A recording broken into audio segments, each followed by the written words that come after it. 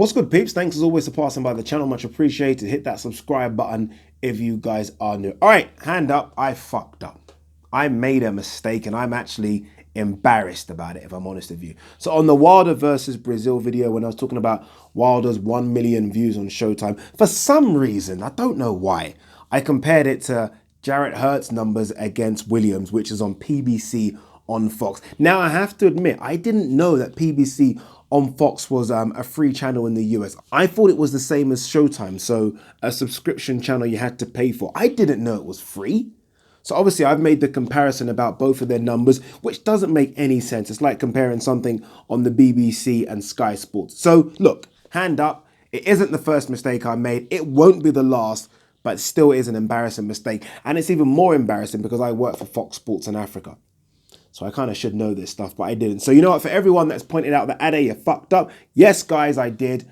And apologies. All right, let's talk Virgil Hunter, Amir Khan. Virgil Hunter has been, I think, come under some scrutiny in the last couple of months. Obviously, Amir Khan didn't look good against Terence Crawford at all, right? And it's fair to say Dominic Brazil, well, we didn't get to see Dominic Brazil because he lasted, 97 seconds or so against Deontay Wilder. So it's not been the best couple of months for Virgil Hunter. He was asked in a recent interview with BBC Sport if Amir Khan should retire. And what he said in response to that was that he would like to see Amir Khan do more than just turn up for camp when there's a fight being scheduled. So Amir Khan turns up routinely 10 weeks before a fight, does get in some good shape. That's not enough, he doesn't think. And I don't think that's enough at all. What he's saying Amir Khan should do is have training camps in between fights, which makes sense. And I'm actually, frankly, shocked that Amir Khan doesn't have training camps in between fights. If Amir Khan thought he was going to get out of a chair, eating ice cream, get in shape and beat Terence Crawford in 10 weeks, then I don't know enough about boxing, right? I don't know why anyone at the very elite level, and that's where Khan operates, world championship level, the highest level in boxing, thinks it's okay to, I don't know, what does Amir Khan look like out of shape? 190, 200 pounds, well, it's okay to just chill around at 190, 200 pounds, and then all of a sudden get in shape to fight supposedly the best pound for pound boxer in the world. It honestly, it doesn't make sense.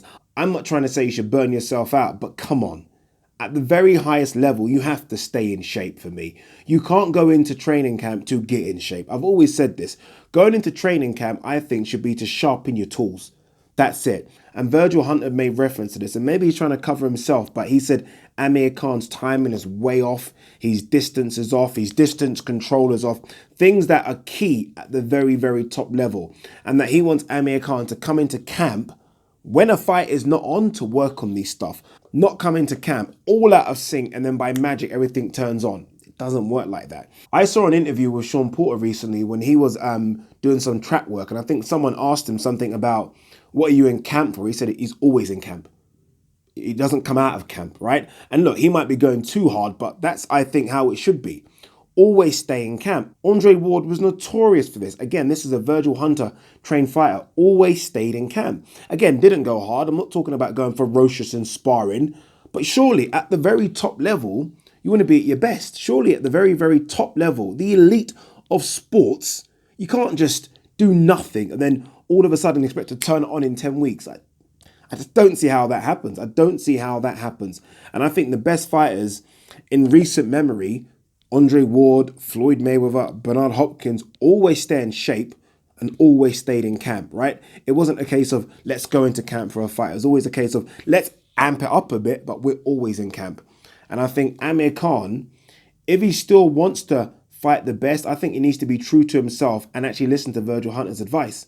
And that means get in camp, do some sparring, do some road work, stay in shape. I don't see how a 147-pound fighter should balloon up to 185, 190. It doesn't make sense to me, especially when that balloon is fat. He should be, I think, at his highest, 165. Really, 165, 170 max. Anything approaching 190, 200, how can you call yourself an athlete? You can't call yourself an athlete. It doesn't make sense to me. So I'm with Virgil Hunter.